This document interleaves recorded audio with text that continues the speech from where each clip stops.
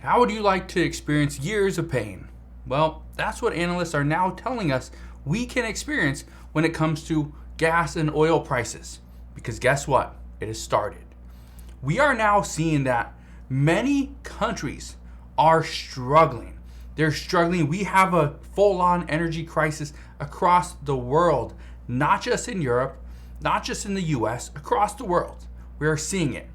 Well, just the other day, I received 2 comments from people, and I want to address what those comments said, and I want to touch on those, all right?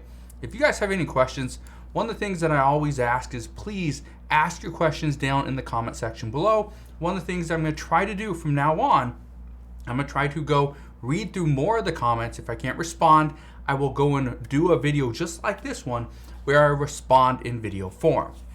Now, let's get to a couple of these comments. One person said, gas prices were $3.98 a gallon last Wednesday. Today, they are $4.44 a gallon.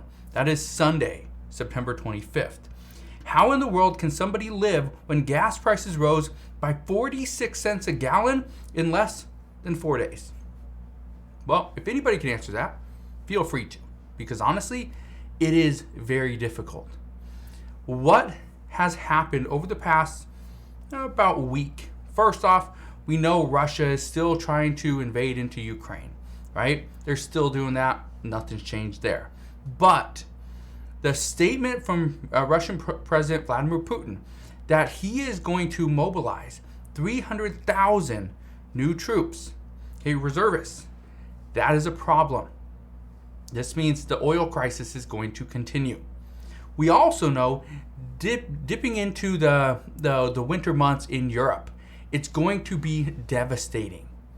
Now, I'm not in Europe, I'm in the United States, so obviously I can't really say all of what's going on over there. I have a bunch of friends, I talk to them, and that's where I'm getting a lot of the information from people that are on the ground, people that are experiencing these record high energy bills. It's crazy what they're going through. Here's what I can tell you.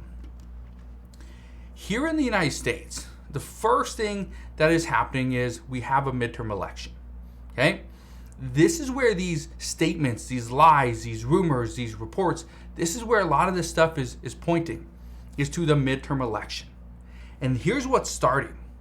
What is starting now is we're now starting to see certain lawmakers come out and say, oh yeah, we need to do this, we need to do that, because we need to provide for the American people. We need to make sure inflation comes down.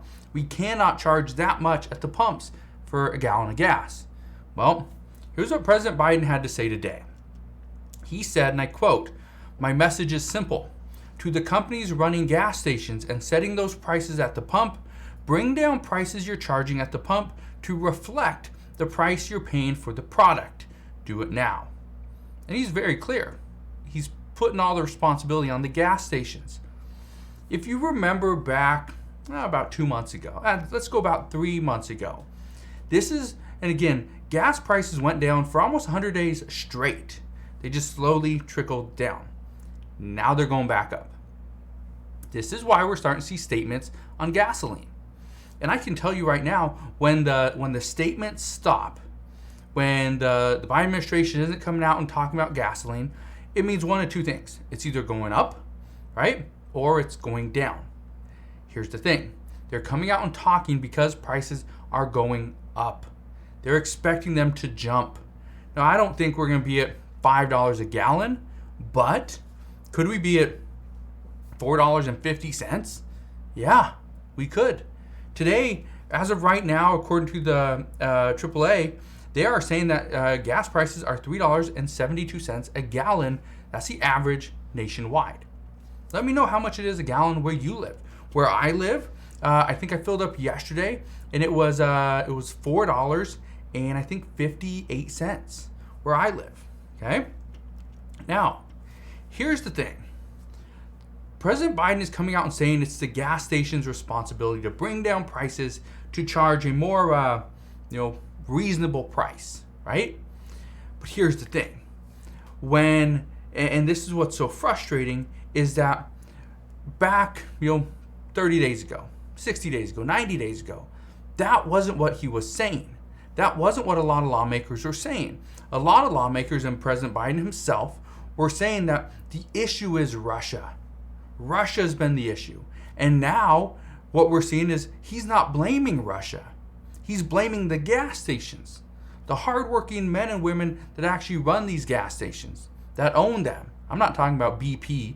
I'm not talking about Exxon, right? I'm talking about just the little mom and pop gas stations. They have one gas station. That's it. That's their business. That's their livelihood. That's their family.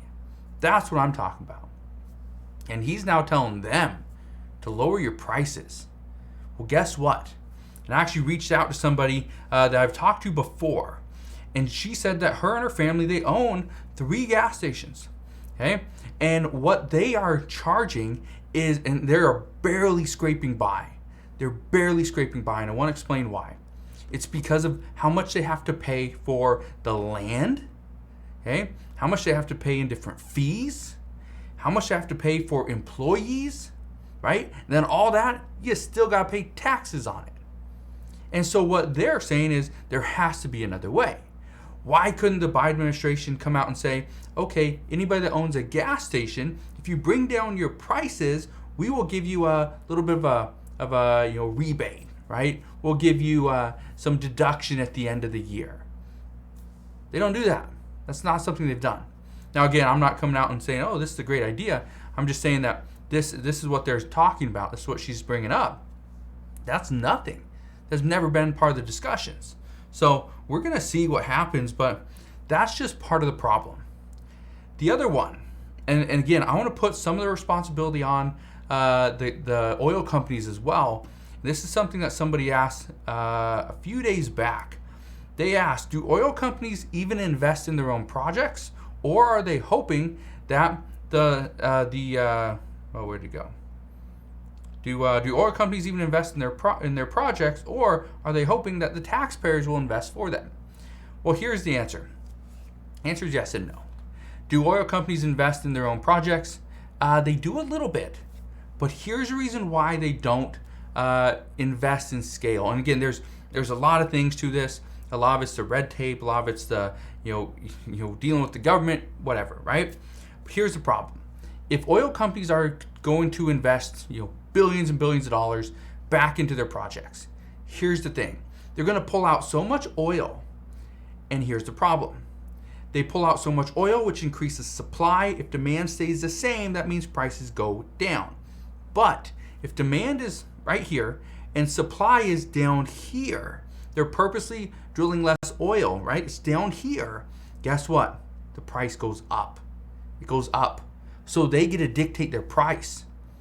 Why would a company come out and drill more oil, right? Why would they do that when they don't have to? They can get more money per barrel if they have less. Makes sense, right? Now, I actually talked to somebody just the other day as well. They were saying that there's enough oil in the U.S. alone to run everything that we need for hundreds of years. But the problem is that some people don't want us drilling, and then they want us to go electric. That is going to cause a bunch of different problems. I've said this before. If we go electric, we go solar, we go wind, right? We go hydroelectric. Guess what? Yeah, it's going to make things different, but we're also going to be relying on China for chips and lithium, and we're going to rely on other countries. And that's the problem.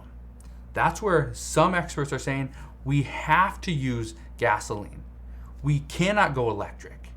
But again, this is where things are starting. We are hearing these talks of lawmakers saying, no, gas prices are going up because it's the Republicans. And then you got, oh no, Republicans say, no, gas prices are going up because Democrats did this years ago. They canceled the Keystone XL pipeline. They did this and that. But here's the truth. Right now, nobody cares. Nobody cares about gas prices. Nobody cares about, the economy. Nobody cares about, Russia and Taiwan and China and Ukraine. Lawmakers today, you know what they care about? Because guess what? We got 40 days left. Right? I don't even know how many it is. It can't be much. Let's look how many days days until, we got 43 days until November 8th, okay? Till November 8th. I believe that is when the election is, November 8th, okay? That's the problem. We have 43 days. We have 43 days of lies, of rumors, of lawmakers talking about different things. And here's what I'm gonna do. Here's what I promise. I promise I'll be here every step of the way. I will try to shed some light on what is factual, what could potentially happen, and what is just talk. All right? So if you guys have questions on any of that stuff, please ask your questions down in the comment section below. As always, thank you guys for watching. Have a wonderful rest of your day. Consider subscribing, and I'll see you guys on the next one.